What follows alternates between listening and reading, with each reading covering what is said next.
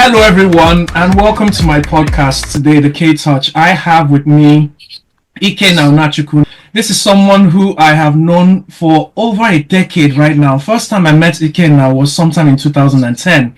And I don't know if he even remembers, but I've known him for that long. Because Ikenna is the CEO of Organic Veggie Vibes. He's going to be telling me about the journey and how he's come this far and what the future lies for Organic Veggie Vibes. Ikenna, welcome to my podcast. Thank you so much. Okay, thank you for having me. Yeah, it's been a pleasure. Honestly speaking, I keep telling people the pleasure is all mine. In my mind right now, Ikenna, my body is just jumping because I cannot wait for you to really just release all that you've experienced. I can't wait to just pick your brains on a few things. But I'm going to start from the very beginning.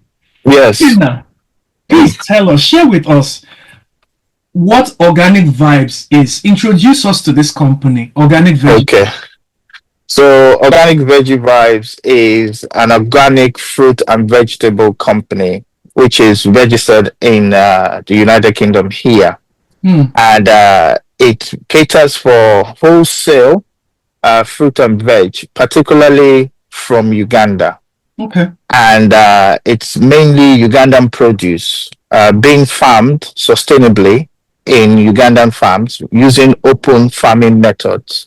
Open field farming methods. And the whole idea of Organic Veggie Vibe is to bridge the gap between organically grown vegetables in Uganda and the people in the UK having it on their tables, right? And being a part of, that revolution of organic produce. So that's why I started Organic Veggie Vibes. How long has it been? It's been 2 years now. I started it in 2023 after we started our farming project in Uganda.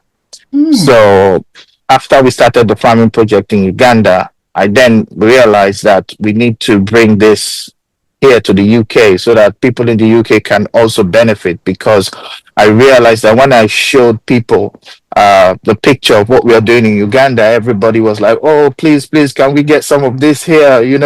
So I decided to start Organic Veggie Vibes to be able to create that link, right? So that people can also, enjoy what we are doing in Uganda. It's interesting you say about the pictures. I've been watching all your posts on Facebook, and just look, I'm going to share it with the audience so they can see how amazing this project is, and to see the level of green and the quality of produce coming out of this project. It's honestly amazing. So I'm with you on that, and people seeing pictures and just being amazed at the scale of it as well.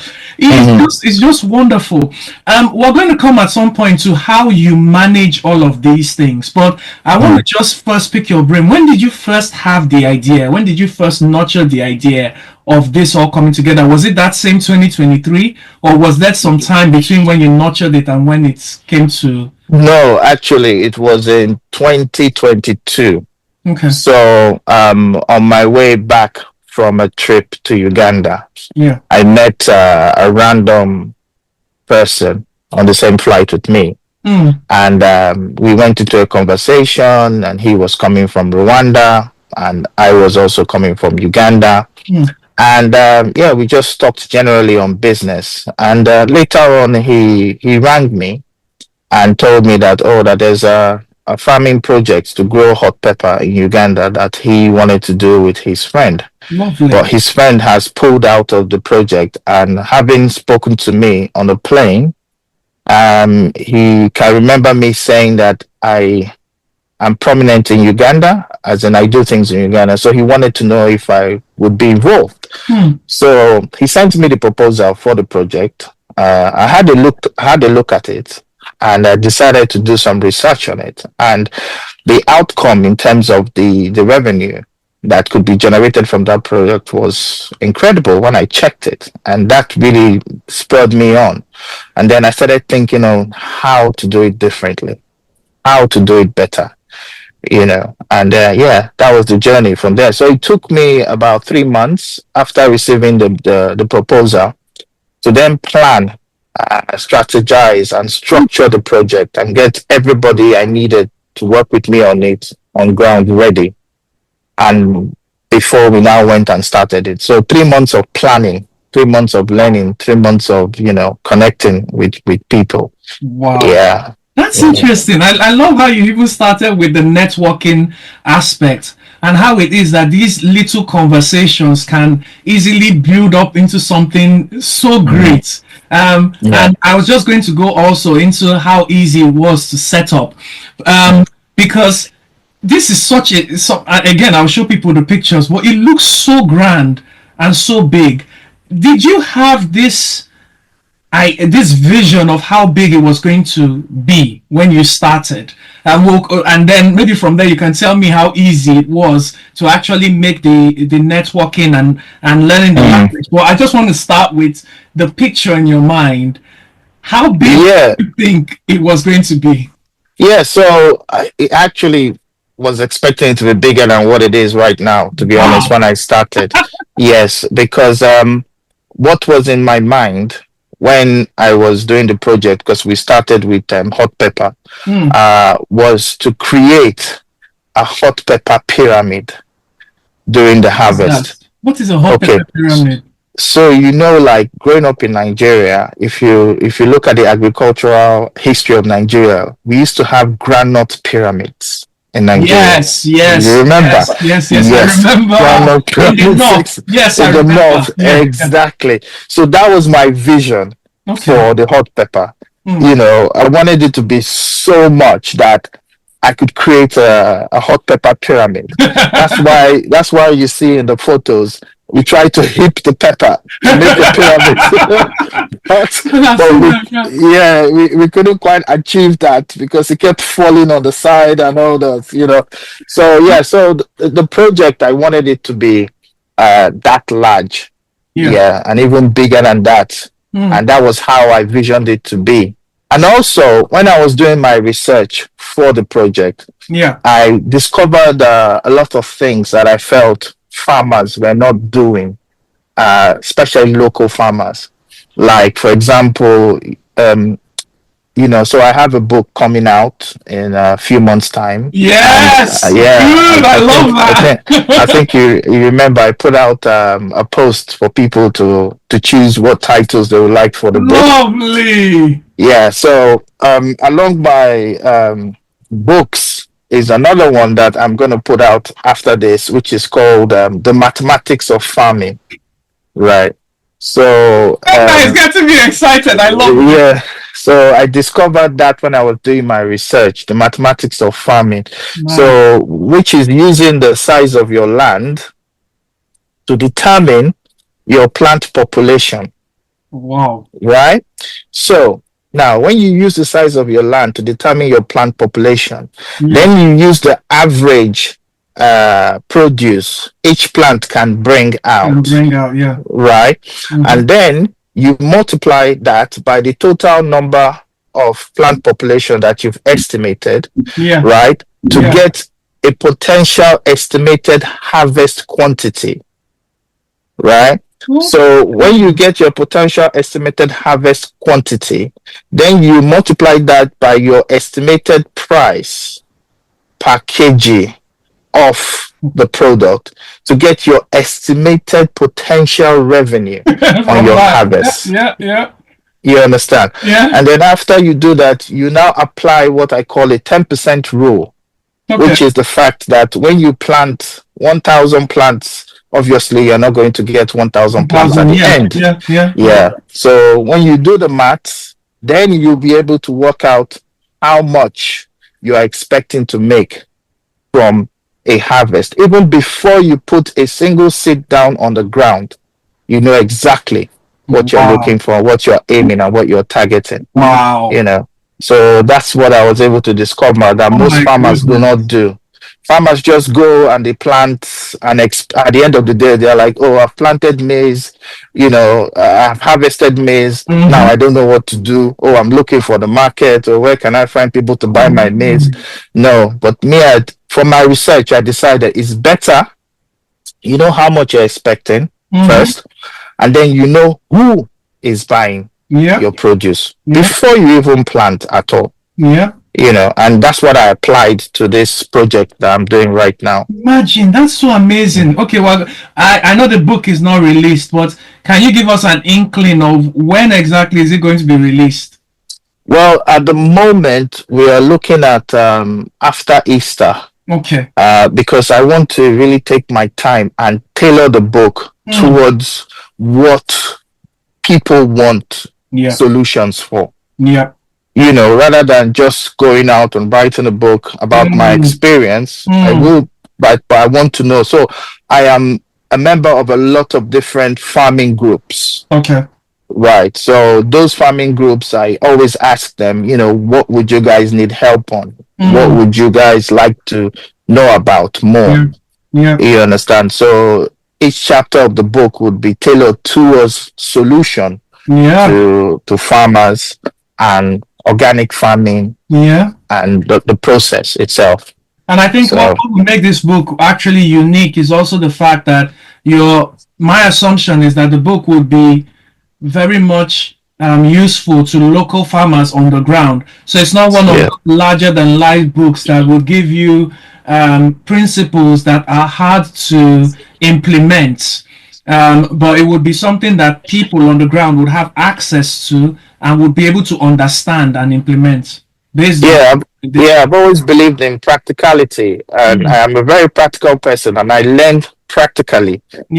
So I want the book to be practical, something that even a 5-year-old will be able to understand, and later on it will be designed into courses that can now be used for farmers, because already I go to Uganda and I have short training with local farmers at the moment. I've seen so with this it will be able to tailor it very well into what is easiest for them to understand, and also be translated into their language as well, so they can also understand. You're getting me excited. I'm not even doing this work and I'm excited.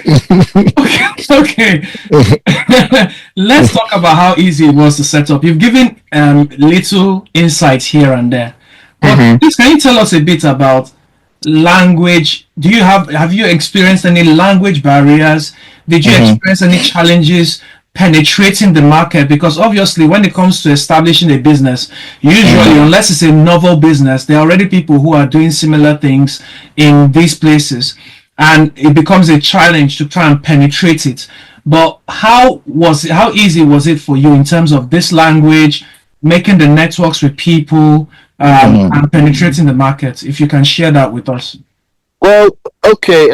As I said to you, I've been doing things in Uganda for a long time, so I have the network in terms of the people, and I created relationship over the years with people that also helped out with the project as well. Okay. However, as I said to you, while I was doing the research, I discovered certain things which I implemented. For example, I was in England when I rang exporters in Uganda, telling them about this project and asking them if they would be able to buy when we harvest. So I already got the market before I even started it. Yes, that was the determinant for me, to get the market before I started it. So I'd liaise with certain exporters in Uganda about buying the hot pepper when it's grown. I also asked them if they would be happy to sign an MOU just to convince us that they are going to buy the products. And then I had a business partner of mine who was based in Uganda at the time. He took care of the sourcing of the land. And also the registration of the company that we are using for the farms and all those things. So I did most of the groundwork while I was in the UK. So when we went to Uganda, we just went to sign documents and paperwork to get things ready. So by the time we got to the exporters, they were so thrilled by our project preparation initiative, that they gave us their own designated agronomist to work with us on the project for free. Yeah, and they Wow. also paid for all the Ministry of Agriculture inspections Hmm. and certificates, organic certificates that we ended up getting for the farms. They also paid You for it. see, this is what really amazes me. Okay, it's one of the Mm, things that amazes me about your project. The fact mm, that the steps you've taken are calculated. They have an outcome in mind. Because what do I know about farming? I think it's just, you go, you have a land, you plant something, you get something from it, you sell. But mm, you telling us about putting the structures in place as well, so that when the actual farming begins, there's already a process on ground to set it up. So wow, that is totally amazing. Um, Let me ask you a question about the interpersonal skills, because you're a CEO, you're in mm, charge of this thing, and I know apart from having some knowledge about agriculture now that you have, there must be some soft skills that you mm, possess to have made this thing come to pass. Can you share mm. a bit about some of that? Yeah, so some of the soft skills that I actually have was from previous expertise, Hmm. like what I told you, what I used to do before agriculture. So mainly dealing with people Yeah. and understanding the culture of where we are in, You are. Yeah. you know. Yeah. Yeah. So I always tell my friends that if you haven't left Nigeria to go to any other African country, you will think that all African countries are like Nigeria. Ikenna, you hit it spot on. But continue. I'm going to say a bit about that. That's spot on. Yeah. So again, understanding the culture in which you are in is very important in Hmm. terms of relating with the people that you're dealing with, right? That's key. Another thing that also helps is understanding the logistics and the movement of how things are supposed to flow, Yeah. right? Yeah. One thing about Uganda that I really, really will put out there is the fact that they are very organized with their administrative Hmm. work, and they're very sincere and straightforward, Hmm. So once you are paying for a service, Hmm. right, you will get that service. You understand? That's So really. being able to understand the needs of farm workers, because in farming there's a high turnover of labor. Yeah. People come and People go come and go. Yeah. quickly. So being able to understand that and be ready to replace the labor force as soon as it's lacking is also another very, very important situation. Hmm. And Hmm. yeah, just understanding people's needs, being empathetic where you need to be. Yeah. Try not to give out handouts, rather let people deserve and earn what they get. Because again, when you give out handouts, it only makes the situation worse. Was. People believe that you pay people more to buy loyalty. Hmm. I don't believe that, Hmm. because the more you pay people, the more they want more. I believe that if you appreciate people more, Hmm. right, and you tailor them into their own personal development, i.e., sending them for training Yeah. and other skills that will benefit them later in future, Yeah. you get more loyalty and more engagement from them, because now Amazing. you are empowering them for Yeah. what next they can do after Mhm. your project. It's building up their skills and their confidence, Yes, and that can confidence. actually cause the loyalty that you may be misplacing by giving handouts. Yes. But you made a very strong point. I know that's not the focus of our conversation, but that point about Nigerians having the impression that the whole of Africa is Nigeria. It's a sentiment that I know a lot of people have, and it's so wrong. Mm, And I think one of the reasons is because Nigeria happens to have such a large population. We seem to have a high impact wherever you go to. I used to have a joke with everybody, a running joke. Wherever you go to, you find a Nigerian, and I think it's because of that level of exposure, which could be owed to a number of things. We have a misplaced understanding of Africa.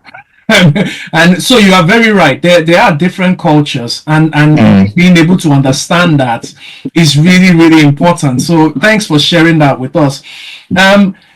What would you say, because this is a project that has been going on for a while, what would you say are the most challenging aspects of this work and possibly the most rewarding aspects? Right. The most challenging aspect, well, initially, the most challenging aspect of the project in the beginning Yeah. was labor. Okay. Right. So when I started the project and designed it with my people, I was so excited because I felt that, this project would empower the community. Yeah. The young people would be able to work in the farm, and, it'd be able to add more revenue to the community, and people will be better off. But then, to my surprise, I found out that most of the young people that came to work in the farm only last about 1 week, 3 days, and Wow. they disappear. They didn't want to work on the farm. They didn't want to dig. I mean, they would dig for 3 days, you pay them, and boom, that's it. They're gone. They're gone. Yeah. Out. So we had to keep employing people to the extent that we had to move to another region to now go and get workers from there to finish the project for us. So that was challenging because it ended up making us slow down the project. It didn't go as fast as we, expected. The most rewarding part of the project was seeing the first harvest. I have the pictures of those ones as well. Yes. That was the most rewarding aspect of it, seeing the first harvest, because I've never seen so much pepper in my life. If it wasn't for said, I wanted to even go and let them just cover me with the pepper and stuff. But when I thought about the implications, I said, no, it's better I don't do that. Yeah, so that was the most rewarding. Also, another part, you see, I've always been about community, to be honest with you. Like I wrote I did a write-up yesterday on Facebook, on my Facebook page, and I was talking about family. Right. And I was thinking that, I've always been a person that once I meet people that align with my vision, my goals, they're more like family to me than friends or employees or workers or stuff like that, So seeing the family, which encompasses our farm and our project, benefit from what we were doing was another very big, satisfying aspect for me, because I know from a very young age, my dad taught me about the economics of population, the economics of the region in which I live in. Wow. So for example, when he was building our house in the village, he decided to use the young men in the village to do the labor work rather than going to bring people from outside. Yeah. And he took me along with him to be one of those young men, and we used to line up in a queue and get paid after work every day. Wow. So his whole idea, which he communicated with me, was this money would go back into the community. Yeah. And it will move into the community and make them better off, improve their lives. Because Mr. A will buy from Mr. B, Mr. B will also buy back from Mr. A, and then the money circulates, and they will be able to have a better, lifestyle at the end of the day. So that's always been my drive in everything I do, really, is to make sure the community benefits most of all.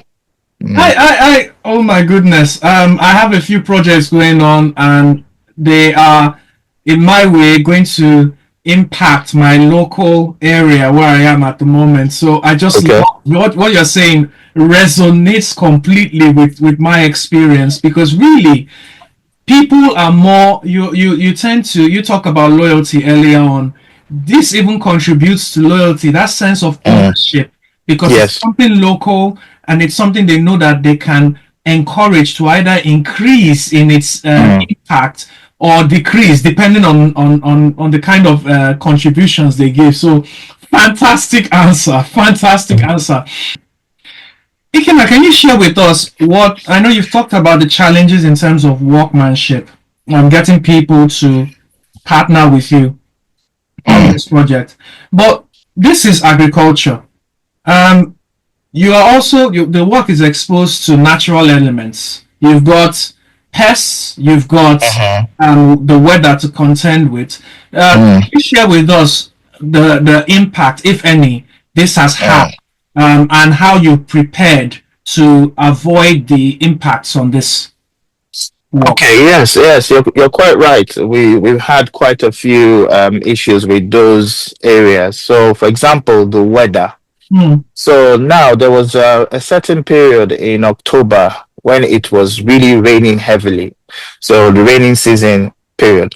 Hmm. And what we were experiencing at that time was that when it rains, the ripples of the water that splashes on the floor, Yeah. yeah, was splashing on the pepper pods.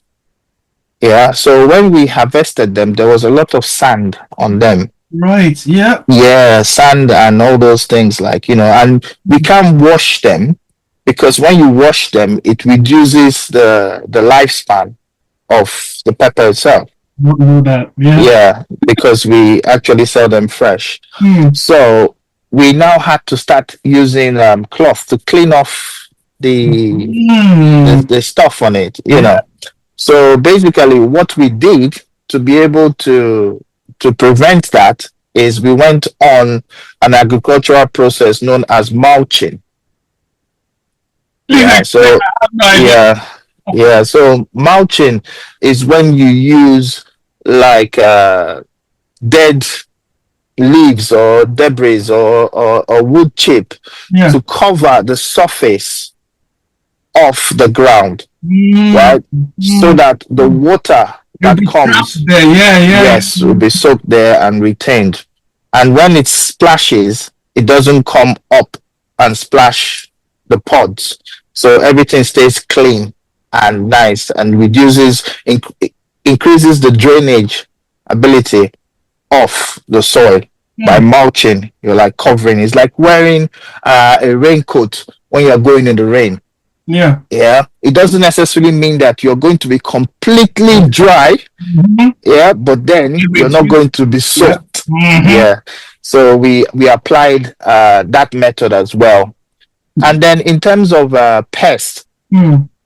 so again, we are farming organically. So we're trying our best to make sure we are not using harmful chemicals to grow Yeah. our Scotch bonnets at the time. Hmm. So I researched into methods of growing and controlling pests organically, and there was one that I found which had to do with traps, right? Because the major pest for hot pepper Hmm. is called the fruit fly, Yes. right? Yeah. So Yeah, I remember that. yeah, the fruit fly. So the fruit flies. The funny thing about the fruit flies is it comes during flowering. Okay. Yeah. So Yes. Yes. yeah, Mm-hmm. when the peppers are flowering, it will Okay. now come and lay its eggs inside the flower. So when the flower now becomes the pod, the larva Yeah. begins to, germinate or generate itself inside the pepper itself and feeding on the pepper to stay alive before it then goes off. So what we did was I contacted a company in Kenya that produces fruit fly traps. So these traps, they look like a box. So what they do is that they put the venom or the scent of the female Hmm. fruit fly in this Yeah. box. Yeah. Yeah.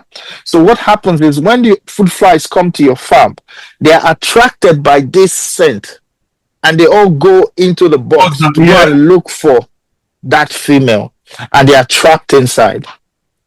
You understand? So that way we were able to use to control Really nice. the pest.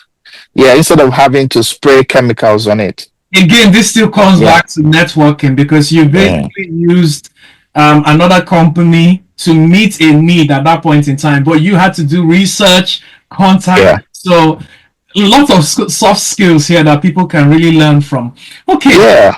you've had to because I know also about scaling becomes a thing in farming. Start Mm-hmm. small portion and then increasing that. So are you considering scaling, or have you done any scaling, and how easy was that to do? Well, in terms of scaling, I think for our market, as in what we do, which is farming for export, we are more keen on crop rotation, right? And instead of us creating more and more and more farms and Mm, building more farms, what I'm doing to scale is to engage the local community. So have what we call outgrowers, so we get more people in the community to farm the yeah. produce that we need. You understand? Yeah. So that Yeah. way we give Yeah. them the tools, the resources, the expertise Mhm. for them to be able to grow the produce in the specification that we want. And then from there, we can buy from them as well. Mm. So we buy from them, add to what we have to increase the quantity. That way, everybody is partaking in the growth of the Okay. business. Yes. Yeah. So that's the method that we use for Now, this scaling. this is totally off anything, but Ikeda, just personally, was there Mhm. any point in time where you felt this project was too much to handle? I want you to be very honest. Did you Um, feel a time when you said to yourself, should I continue or not? Because this sounds, I know it sounds really good when you're telling me mm, you're the one on ground, you're the one who experiences the challenges and has to mm. that. So I'm just trying to get into your mindset and how you keep going on in spite of all that you. Yeah, I agree. Yeah, there is certain times where things get a bit funny, Hmm. especially when things are not going as you've planned for them to go. Yeah, The project was very capital intensive, I very, can. very capital intensive. And, raising the capital was something that was quite frustrating at the time. And then, yeah, as I said to you, we grow for export. Yeah. So growing for export, you would encounter certain hiccups. Mm-hmm. Your goods could be confiscated or Yeah. impounded for Yeah. one reason or the other. Mm-hmm. Mm-hmm. And Especially once, at the beginning stages when yes, you're still trying to sort things out. Yeah. yes. So that was a huge challenge. Like, I'll give you an example. When we started, there was an export company that we supplied over 2 tons of hot pepper, Hmm. right? And for some reason, after we've supplied them, they messed up their logistics in Hmm. terms of booking the flight that would take their produce to wherever they needed to take it, and there was a problem, and the peppers didn't go, and at the end of the day, the whole thing got spoiled. Ooh. Yes. Oh Now, no. till today, I speak to you, this guy's never paid us for that supply. No. Over 2 tons of pepper. No. You understand? So that was a challenge because that required labor, it required logistics, it Yeah. required, all those things to get through to that. So those are the challenges you face. But at the end of the day, like every other thing in life, you Hmm. just have to just take it as an experience. Yep. Yeah, and you're like, at least I've learned something, and next time I know how to go Wow. about it. That's And amazing. you just keep going. You keep going because for you to stop because of a challenge Hmm. is more like a failure to me than. Ikenna, you should give a TED talk. Ikenna, you should. Honest, no, no, no. I'm sorry. I hear some things and I'm like, I would like this documented in a way that I can just go and get some encouragement, because this is a project that you've basically had some information on. It took a lot of willpower and faith to, and I'd even like to question you on how your faith in any way contributed towards this, because I know you're a believer. So I'd even Yeah. like to know how that contributed to that, if you want to share anyway. Yeah, so basically before I embarked on this project, I was going through a transformation of mindset recovery, a mindset resetting, Yeah. trying to adapt my mindset to a positive feel, Mm. a positive approach, to a never give up approach. Yeah. And at that point, I was reading a lot of book of Hebrews. I was reading about faith. Yeah. I was reading about, believing in God and knowing that God is with you. And there was something that really struck me, that pushed me ahead, which was, faith without action is dead. True. True. So we as believers, we cannot justify ourselves as believers and say we have faith and yet we refuse to take action. Mm. Where is the faith? Where is the faith? Doesn't work. That's a good Faith one. without action is dead. So you have to take action and you have to believe that that action is going to work out. As a matter of fact, the whole Bible for believers talks about creation. And we're being created in God's image and likeness. So we have the power that God has given to us to do whatever we want to do. Yeah. So we ourselves are creators as well. True. So once you have imagined something in your mind Mm. and you believe that you can do it and you take the step to do it, then why are you afraid? Yeah. If you say you have faith. If you say you have faith. Faith. So Amazing. that is something that really, really drove me. And I keep telling everybody I come across today. But one thing I must say, which is very important, is that everyone is on their own individual journey. Not everybody has gotten to the point where probably you and I are in now. Because I would tell you, 10 years ago, I was not at that point. Correct. You understand? So nobody needs to beat themselves up if they are not taking the step they need to take now. Yeah. What I would say to them is continue to work your salvation through fear and trembling. Yeah. And you will get to that point where you begin to understand that, yes, it's time for me to move. And I think the important point you already made earlier is the faith rather than fear. Because so many people, when they get to the point that you and I are at, it's fear that holds them back. Yes. With me, I'll share personally my fear before starting this podcast and getting into a number of businesses that I have in mind. My fear was even two fears: the fear of failure. But really, most importantly, this is the second one that is beginning to disappear: the fear of what people would say. Exactly. And I couldn't understand why that was so significant. Why would I be so worried of what someone else would say when they are not on the same journey that I am? Exactly. But I was so worried that, they would whisper and talk among themselves. Okay, Chukwu is running a podcast. Why is he running a podcast?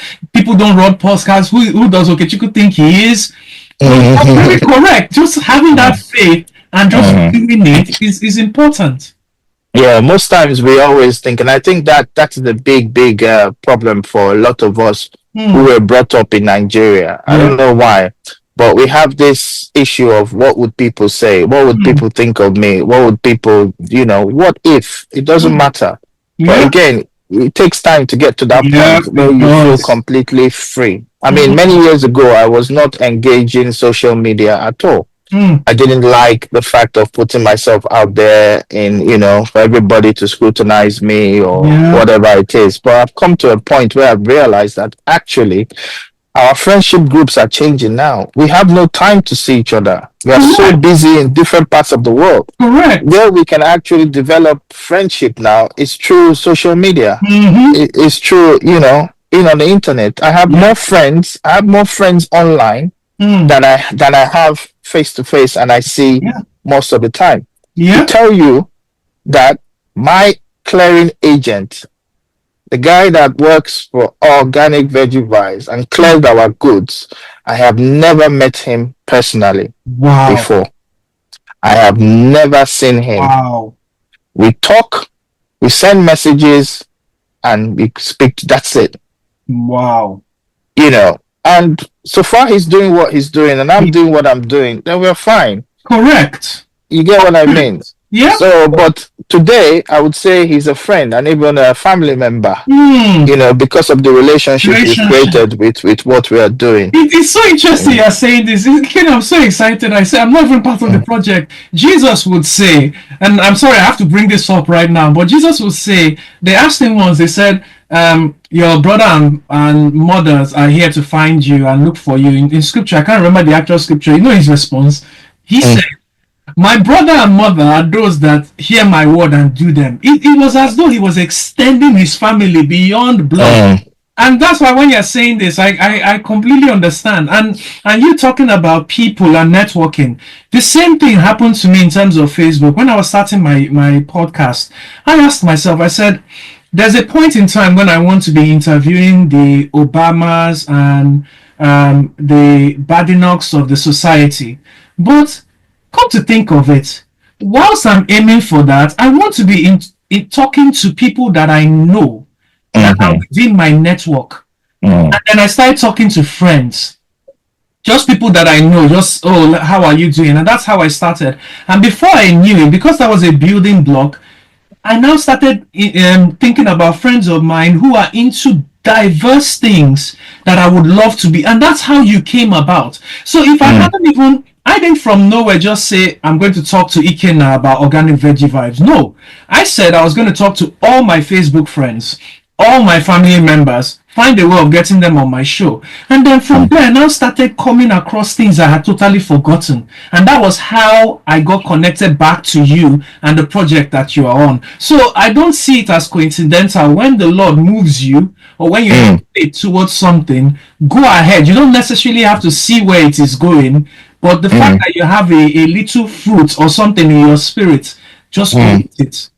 Yeah, absolutely. I completely Wow. agree with you. I completely agree with Wow. you. Yeah, we just have to, keep reaching out. I mean, I started a Facebook page recently for Organic Veggie Vibes, trying to get people to come and know what we're doing. My Oh, that's main good. my main passion is to teach others what I know, what I've learned, because I feel that if I can do it, anyone out there can do it. It's about understanding what you need to do. Farming is not that much of a big deal. It's like any other project.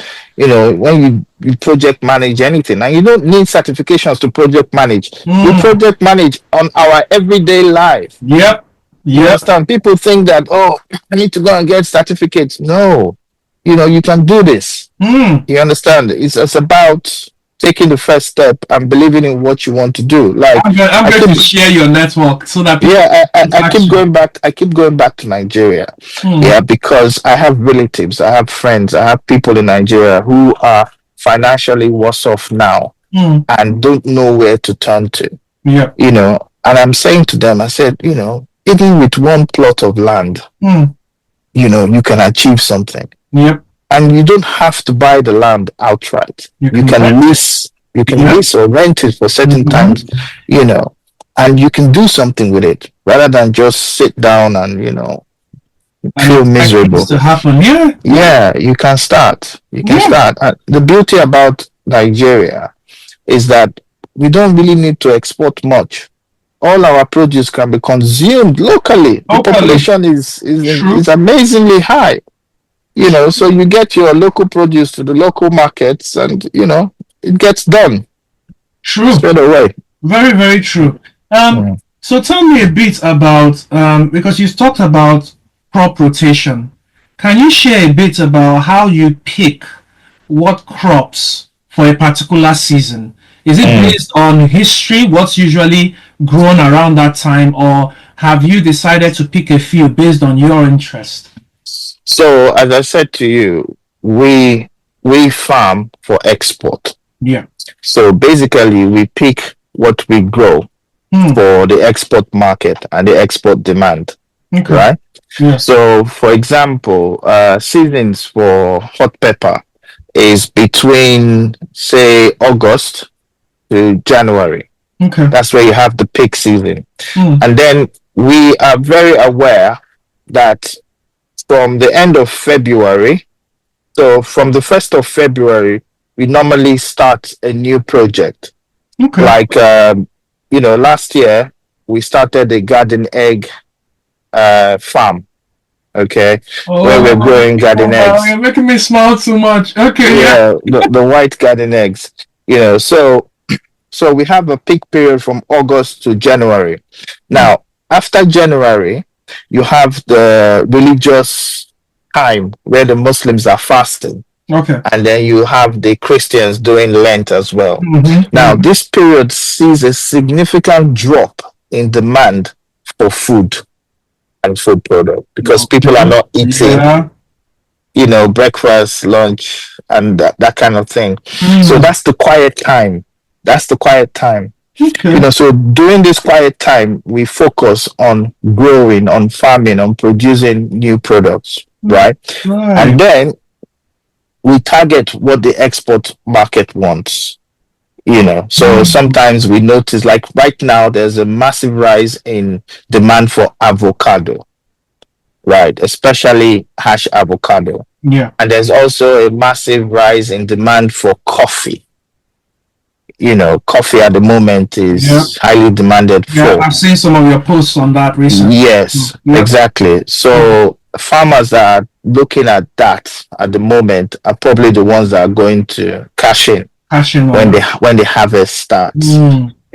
But again, what to grow is usually better to find out from the buyers what they want rather than just go by what you want or what you Mm. feel you should grow. That way you get it right. Mm. Okay, yeah. So that's how you rotate your crop. That's how we rotate our crop based on what the demand is saying. Mm. Because farming for subsistent level is Yeah. different from farming for business. Yeah. So Yeah. I'm trying to introduce a situation of farming for business. Yeah. You Yeah. understand? Meeting the business needs. Mm. Yeah, so you can rotate based on business needs. Yes. Yes. Mm. Thank you for that. That's an excellent answer.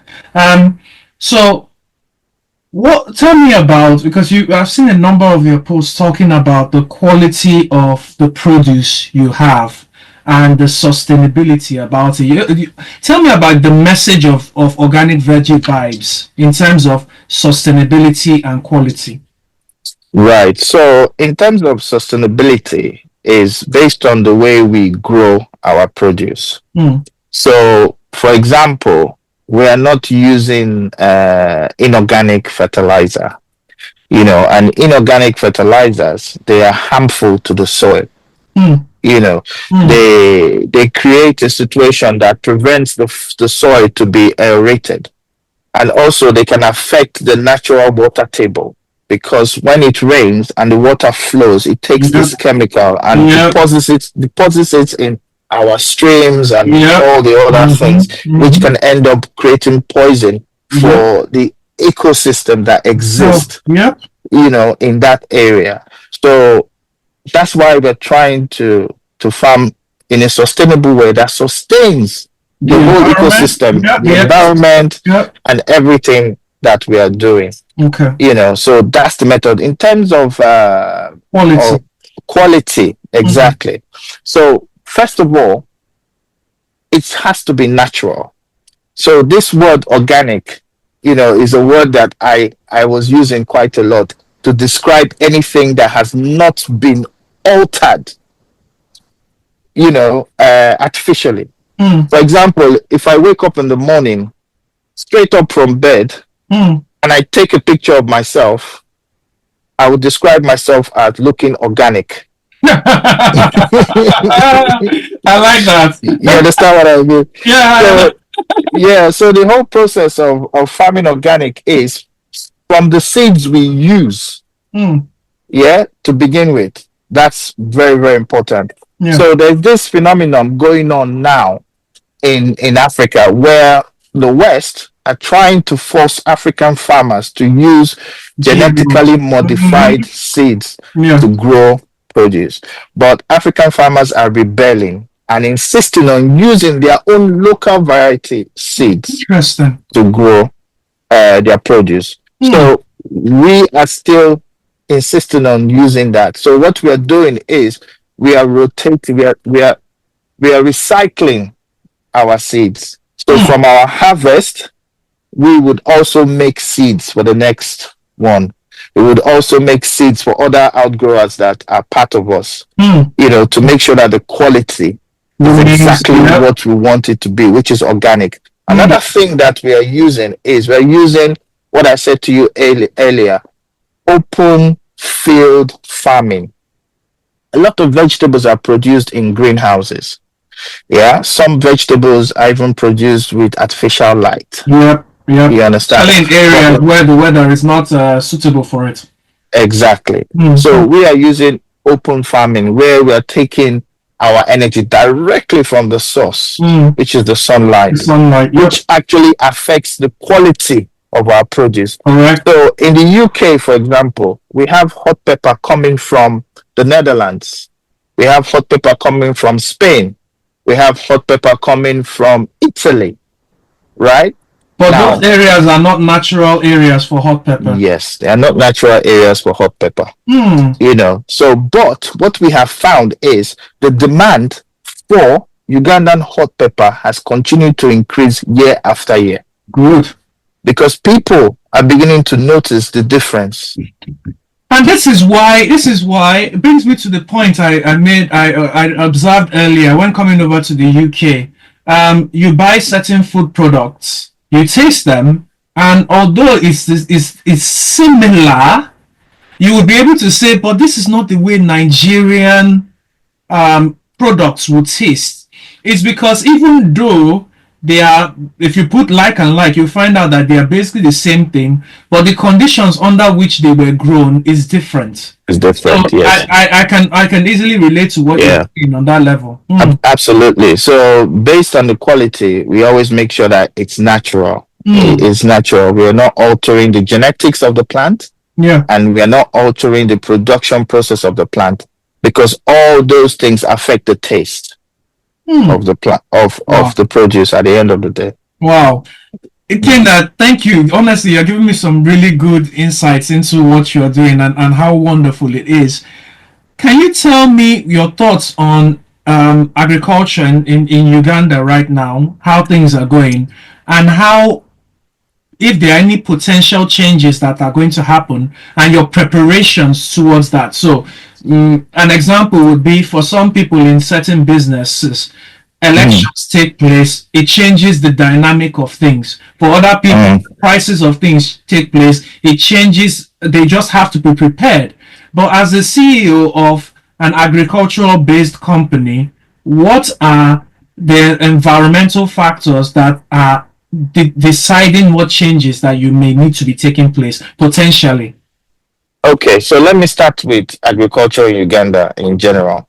So part of the reason why I chose Uganda as well, apart from my affiliation with the country, is because over time in history, I found out that Uganda is very, very, very skilled in agriculture, right? Their major source of revenue was agriculture, and it's still agriculture for many years. They are very good at it, So that actually drove me into knowing that I'm going to get the best help and best expertise in this area. That's one. Number two, the government supports agriculture so much. It's an industry that is highly supported by the government more than any other industry. As you know, their president is also a farmer. Wow, I didn't know. Thanks for that. He is a cattle farmer. He has ranches and thousands of cattle. So he understands because of that. Yes, he understands farming. And then the people in general, what I've noticed is that almost everyone has a garden at the back of their house or a farm or something. So in terms of food scarcity, it's non-existent in Uganda. Wow. I'm from Nigeria. I know what food does to people in Lagos and all the rest. But in that country, everybody can eat. Wow. Nobody's begging for food because at the back of their houses, everybody has something. They can go and pluck out on the ground, cook cassava or whatever and eat. So in terms of agriculture as a country, they are very vast and very knowledgeable and, very, very good at it. Now, looking at the factors that can affect agriculture in the future in Uganda, well, I can really start with the positive factors. So one of the positive factors is the value addition proposition process that the president is continuing to push for Okay. people to implement. Yeah, to add value to your agricultural produce before it leaves the country.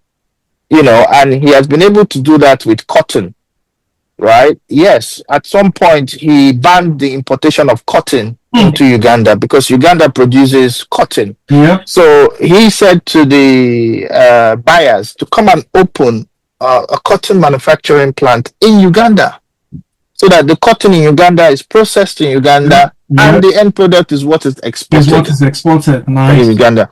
So value addition is a very, very, very big thing that is beginning to pave the way now for most farmers in Uganda. And then the major problem I think local Ugandans have is not necessarily the expertise, but the capital to embark into commercial farming. Yeah.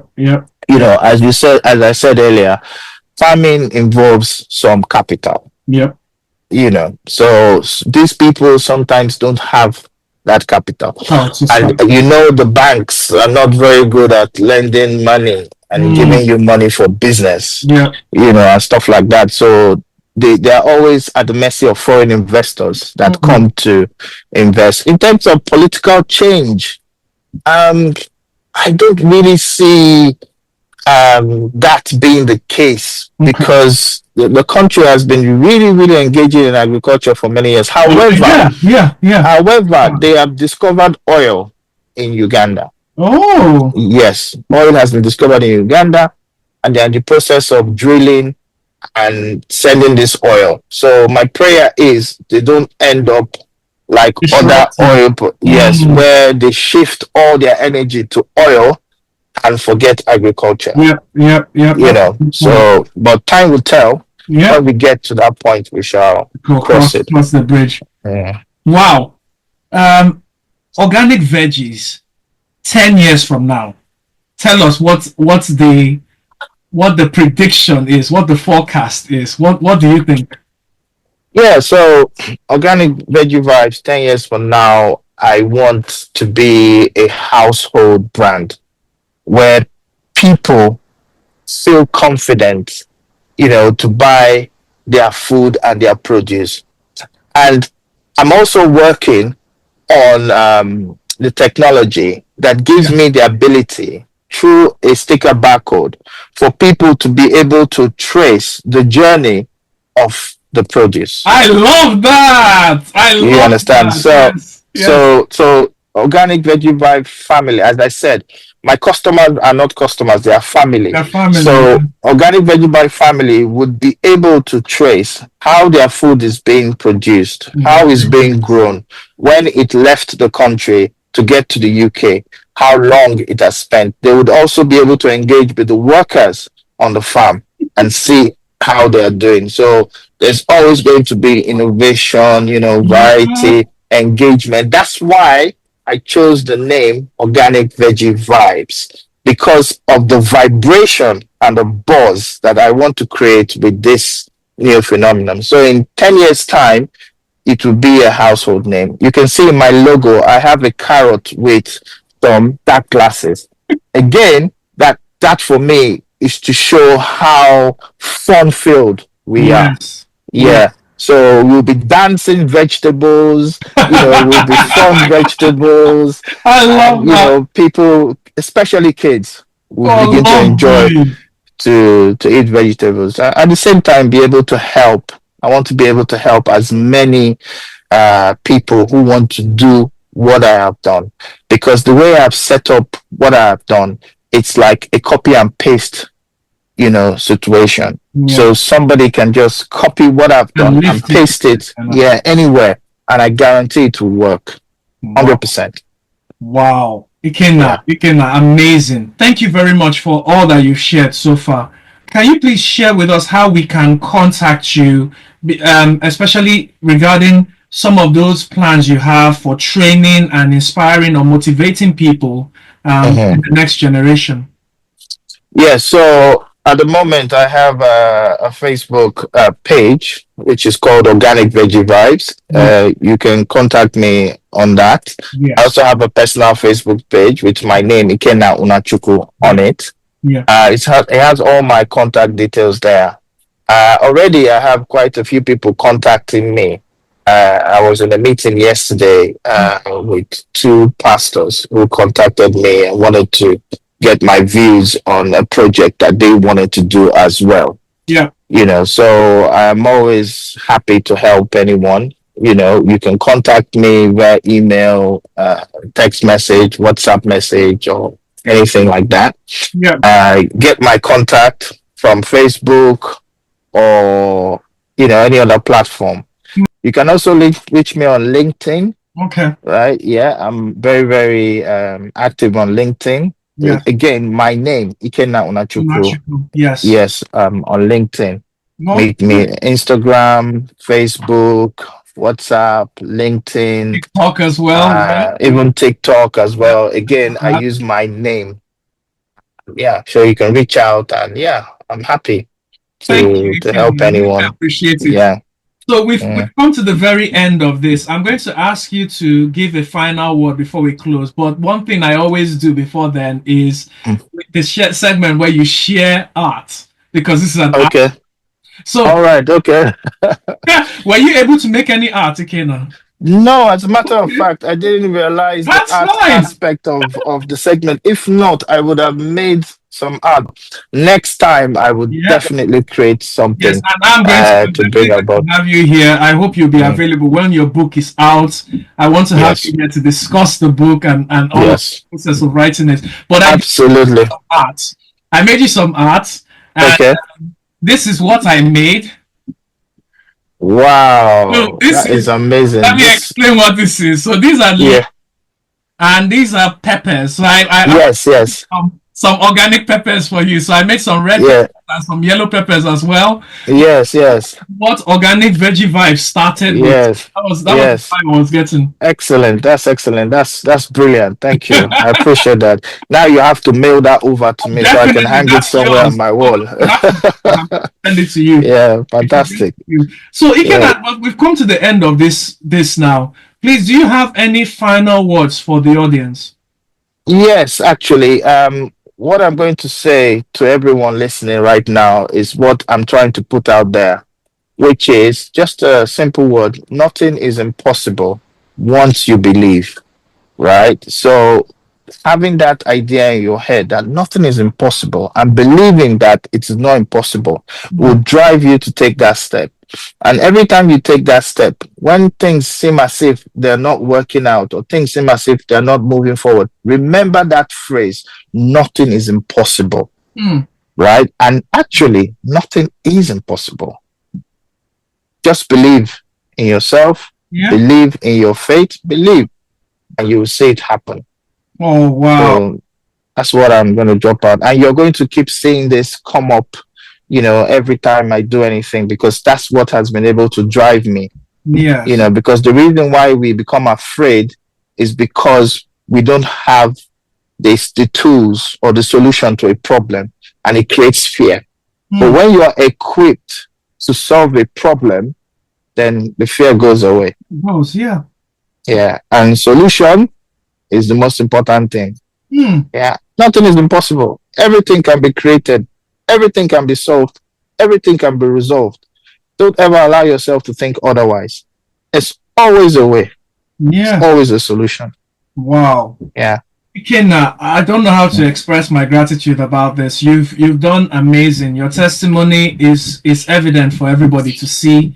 All I can say is thanks for coming on my show. I cannot wait to hear the many Thank you for having me as well. the leaps and bounds that Organic Veggie Vibes is going to make. Who knows? We might actually get to a point where we start ordering specifically family by family Organic Veggie Vibes online. Yeah, hopefully that's the dream. That's where we want to get to, And I'm going to get you a personal signed copy of my book to you as soon as it's out.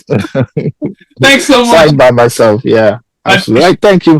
Thank you so much for having me. It's been really fun. Yes. And for you, Just keep going, keep doing it. You know, one step at a time. Celebrate the small successes. You know, leave those big ones you're thinking of now. Concentrate on the small successes you're doing. The family and friend approach is fantastic.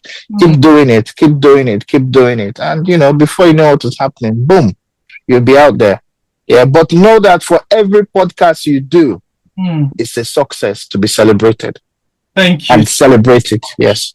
Oh, thank celebrate you it. so much, brother. I appreciate that. You're welcome. Help me to appreciate Ikenna once more. And I'll see you guys next week. Stay tuned. Stay tuned. Thank you.